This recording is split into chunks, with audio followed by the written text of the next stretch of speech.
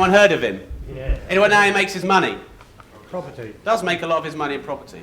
Where does he put his cash, basically? And at the moment, he's come out, he's been on the news saying, oh yeah, property's great. James Caan, he had his 7 investment tips about property. I quote from James Caan, I'm buying up half of Mayfair. Yeah. It's funny, observe the masses do the opposite. Do you think that Alan Sugar and James Caan know how to make money? Yes. Do you think they're a good role model? Yes. What about the news? About the Sun money?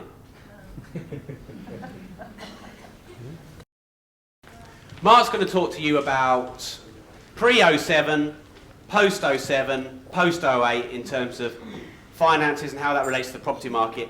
Even if you think that finances and the financial markets aren't related to property, which I'm sure you don't, and even if you think, oh, I'm not really interested in this, listen to him, because it's the relationship between the financial world and the property world and understanding it that will make you the money. And I'll tell you why, because whenever you see stuff happening in the finance world, it normally has a 6 to 9 month kick on in the property market. Does anyone know why?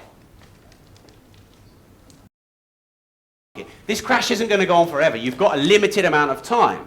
Make sense? Before it starts going up, and your 30% discounts will be gone and it'll be 15 again.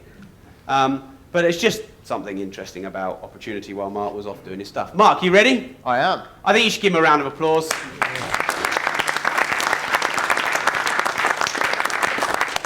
So he's going to talk to you about pre-2007. This little chart that I've got up, it's taken from Nationwide. You might have seen it before. It's similar to what Rob was showing before, only this one has something called a trend line on it. You know, he was talking about the average. And what that is UK real average house prices since 1978, all the way through to fourth quarter of 2008.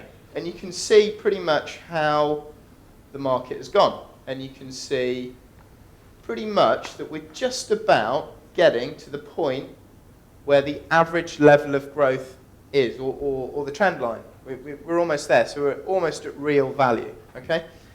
You can see we last reached this point back in about 1990, something like that. So we're just going to pass through that now, and we're probably going to have a couple of years of slightly negative or you know, and then sideways movement basically. So we're not really going to see too much market activity. That's a really, really important point, because you can pretty much work out whether you're buying property at you know, its long-term average value, or you know, you're buying it below that level. The level of discount that we're able to achieve in a market like this is more like 25 to 30%, and you guys will be able to achieve something like that, say 20 to 30%, rather than in a normal market, you may be getting more deals at maybe 10, 15, up to 20%. So Mark, what was it about the finance that was driving that?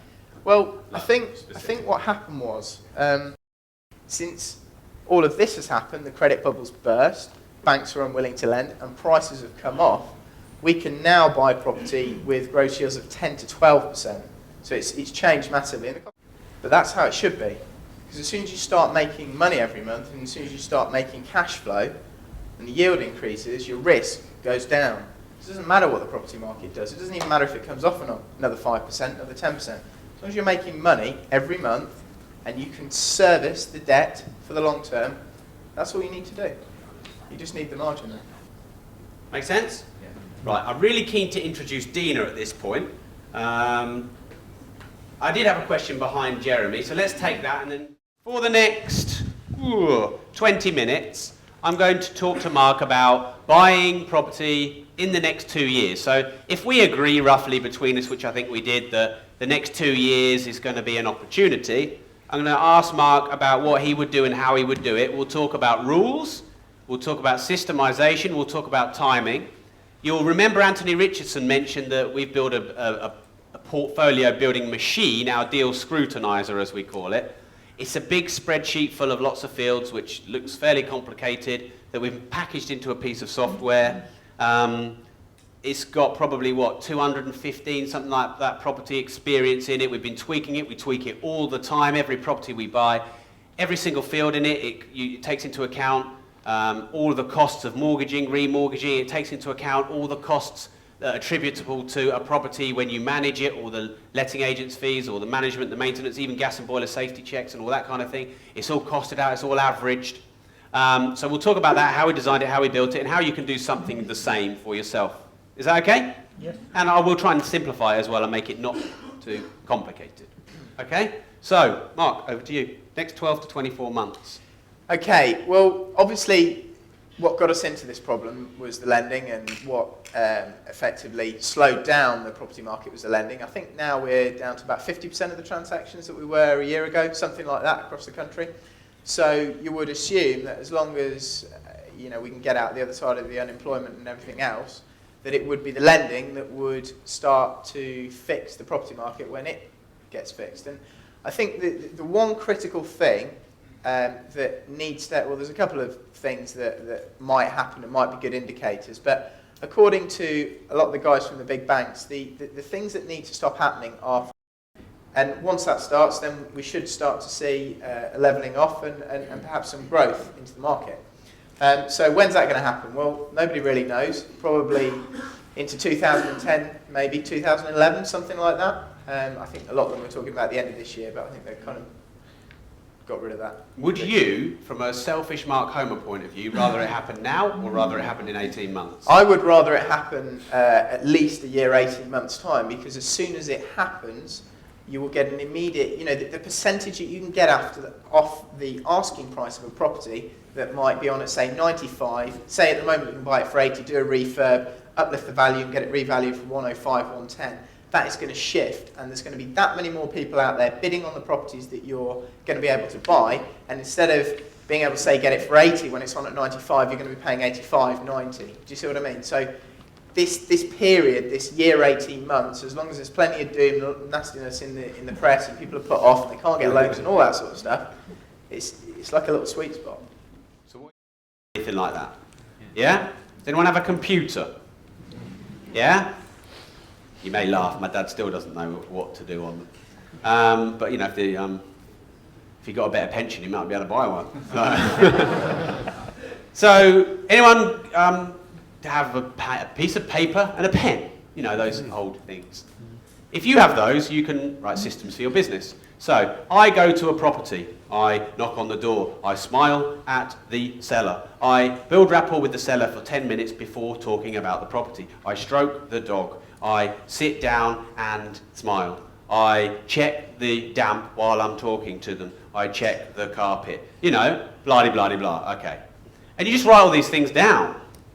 And before you know it, when you've done 10 viewings, you spot something that you missed last time, and before you know it, you have a template. And you could give that template to me, and I could walk into any property and go, check, check, check, check. And all of a sudden, I'm buying a property for you in your rules. That make sense? You've got to deal with tenants. No, you haven't. I haven't spoke to a tenant ever.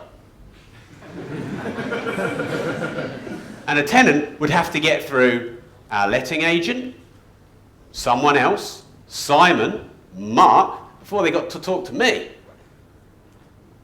And there's plenty of things that Mark gets me doing in the business that he doesn't want to do. So that's what it's all about. Make sense? Mm.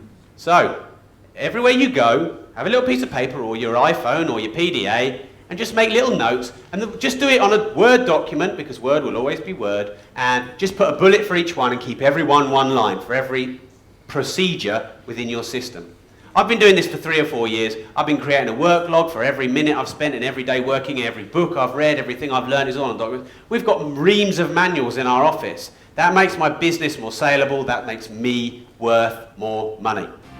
The market is constantly moving, and we always know that Rob and Mark have the latest information, they know exactly what's going on. They're the best in the property world.